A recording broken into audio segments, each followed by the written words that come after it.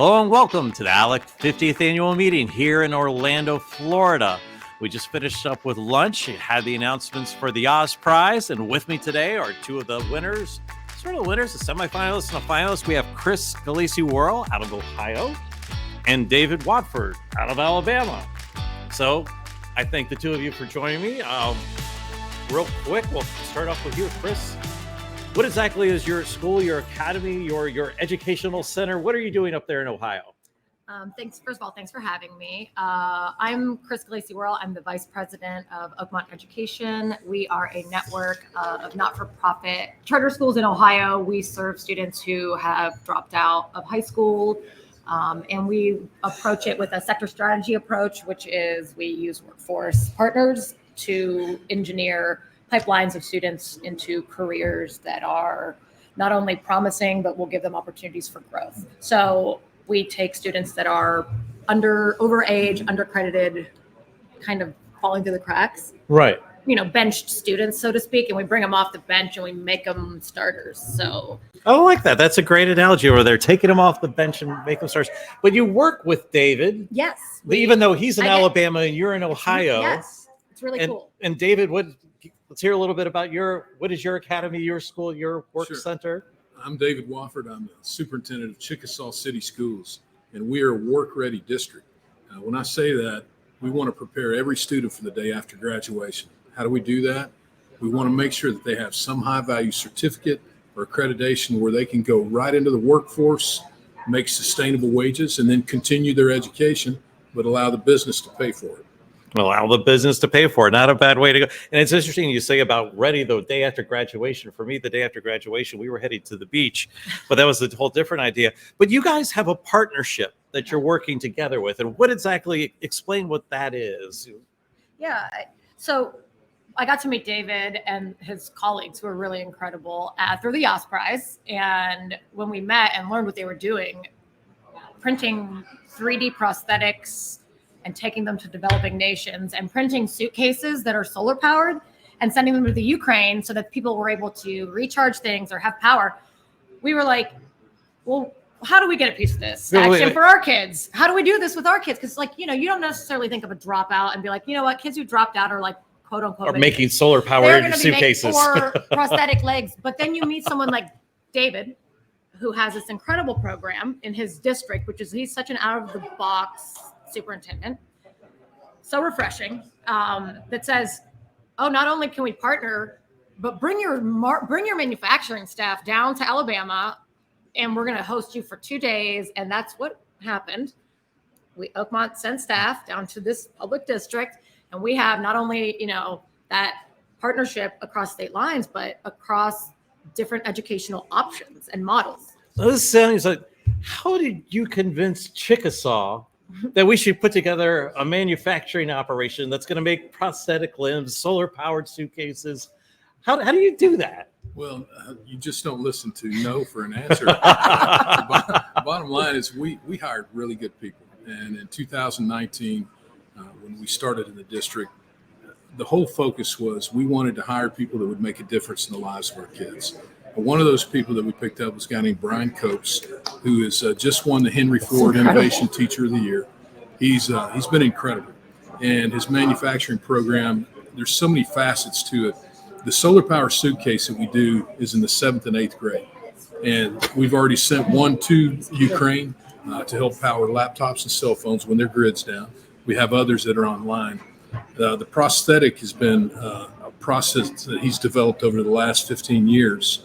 And we have good partnerships with Thompson Thrift and some other folks that have invested. But our kids actually 3D print these prosthetic limbs. And then kids that are high poverty, that have never been out of the county, are now taking trips to Honduras, to Mexico, to El Salvador.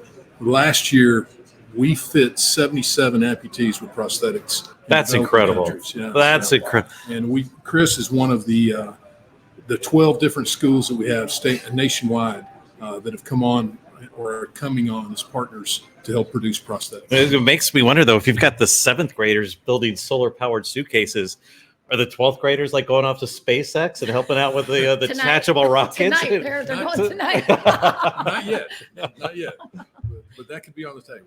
So you had the manufacturing, you were already going through these projects, and then you heard about it and said, you know what, my kids can do this too.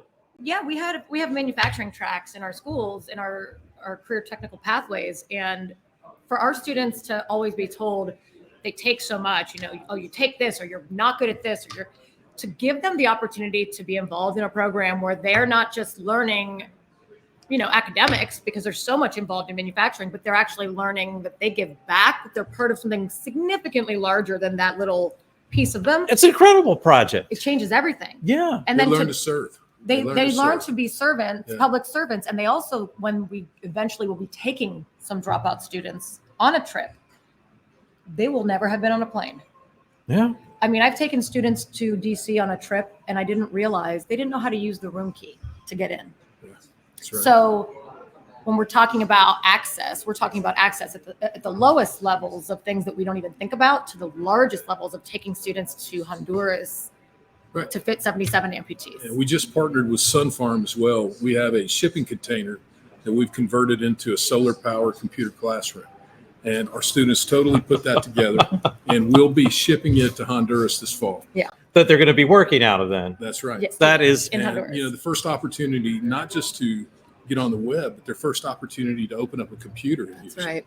To You know, type. and you wonder why people Wow. are coming to the United States is for opportunities. What happens when we take opportunities to where they are and give them opportunities And how there? prosper there. and allow them to build up And their allow own them to build workforce their and economy and own educational type economy system. and have their Yeah. own ownership and self-determination. And it's like what the two of you are doing, you're giving them the idea that there isn't just one way to learn. There's one way to educate the kids out there. Absolutely. How long have you been at Chickasaw? 2019 is when I started. That's it? That's it. And here we are 4 years later, and you're sending a solar powered storage container to Honduras? I hire well. Well, but you do have a career overall. From what I remember in the early discussions, you were a teacher, a coach, a principal, a vice principal. You made your way up the ladder, as it were, as in the educational industry. I never dreamed of becoming a superintendent. I thought I would be coaching my entire career. People always ask me, what do you coach?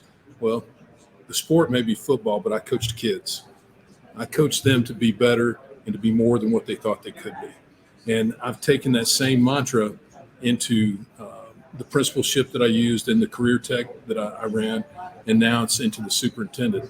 The coaching changes, though. You're still coaching kids, but now you're doing a lot of adult coaching. Right. But they're making impacts on those students, And that's the whole thing that drives us is the impact that we can make on the students of our community. That's incredible. Now, Cris, I'm sorry to say I'm not remembering your bio as well. Were you always in education? Were you always an educator? No, so I no, so I'm a former, I wouldn't say dropout. I was taken from my home by escorts that were hired to go to a couple wilderness programs in the 90s. Ah, I'm familiar with And then I know to, of those programs. And then Yeah. to a program that was eventually shut down for just a bunch of things. So I like to consider myself some tempered glass. And so I have a non-traditional pathway through life, including my collegiate experiences. And my first job was filing in a charter school while I was getting my undergraduate degree. Mm-hmm. I started to think, if I had something like this, maybe I wouldn't have Gone through everything if that I I had went something through. like this, Yeah. maybe I wouldn't have done this. And so as I learned more, I decided I went to work at the Department of Ed so I could learn what that side was like. And then I went to Northwestern to get my master's because I wanted to learn how to write policy, because I realized that I had to be in different rooms where I wasn't expected. Right. And so I have a non-traditional pathway, but my pathway is always focused on outcomes for the kids. So I've always said like kids over everything. And that includes like kids over party, kids over political party, which makes me, I guess, the most dangerous. But we are seeing a lot more of that these It days. should Of be. that, Absolutely. and and- it's like you said, the idea is it necessary. needs to get back to the kids. It should be the kids the focus, not the school, Right. not the brick and mortar, not the teacher, but the Children kids and their overall. families. And so you are a fantastic example of There were a few hiccups along the way. Not all of us traveled the Right. same path, but you identified that and realized you're not alone. And What does there a are dropout others look out like? there that can help, Right. that I can help because of my experience, Yeah. and build this program for them. And be realistic about it, because often as adults and educators, because I am an educator, we all are educators, we come from a place of we know what's best and we project that on to students, but we don't bring them into the conversation. Unreal. Okay, so real quick then, you have been working together. You're getting ready to work together. Have you actually? Well, we have. been. You have been? Yeah. All right. Yep. And is that the big project, the solar powered computer center in a storage container? No, that's just one. That's just one little One- tiny one of piece. many. We'll have to catch up on other stuff. We're gonna have to find Yeah, you again. you don't have enough time. You're gonna have to visit us. All right. Well, so much time we get from there. I think what you need to see too, that Cris and I are on totally opposite ends of the political spectrum, Mm-hmm. but we are in absolute agreement about education and what needs to happen with kids. So it just shows you that there's so much division that's going on in our world today and in the political parties. But education and taking care of students is one thing that can bring everybody on the same page.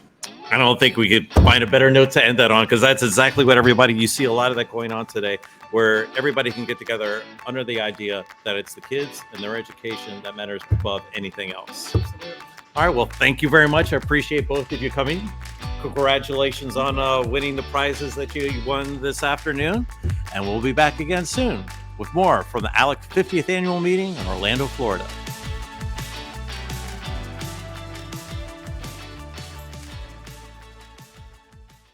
Beautiful. Thank you. Thank you. That went well. Thank you.